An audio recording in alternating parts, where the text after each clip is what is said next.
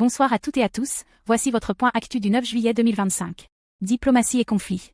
Philippines, le ministre de la Défense déclare que les ambitions expansionnistes de la Chine en mer de Chine méridionale sont d'abord dictées par ses propres objectifs stratégiques et non influencées par les États-Unis. Il privilégie une réponse combinée de modernisation militaire et de diplomatie via l'ASEAN. Israël-États-Unis, rencontre entre Donald Trump et Benjamin Netanyahou à Washington, en pleine reprise des pourparlers de cessez-le-feu Gaza-Irak, dans un contexte régional tendu, Iran, Gaza, Arabie Saoudite. Yémen Houthi, attaque contre un cargo en mer Rouge, faisant 2 morts.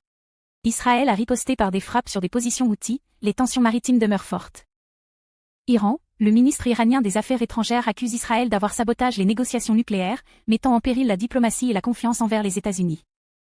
RDC, Rwanda, reprise des combats dans l'est de la RDC entre l'armée et le groupe M23, soutenu par le Rwanda, malgré une césure diplomatique début 2025.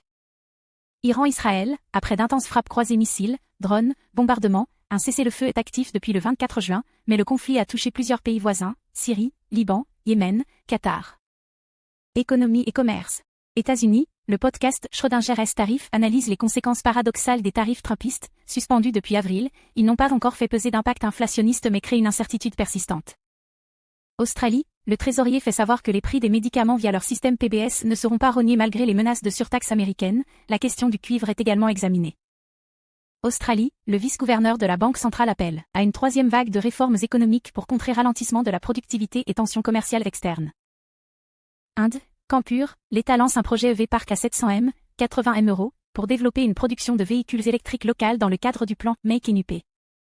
Royaume-Uni, le président de Marks et Spencer révèle 2 cyberattaques non signalées, l'Allemagne avertit que l'UE est prête à riposter aux tarifs américains.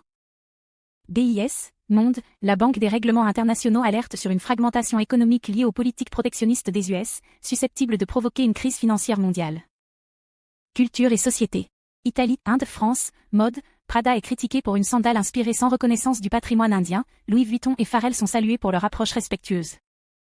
Culture mondiale, aucun fait majeur dans l'actualité culturelle d'aujourd'hui via nos sources, les discussions actuelles portent surtout sur la représentation éthique des inspirations traditionnelles. C'était tout pour votre point actu du jour, bonne soirée à tous et à très vite.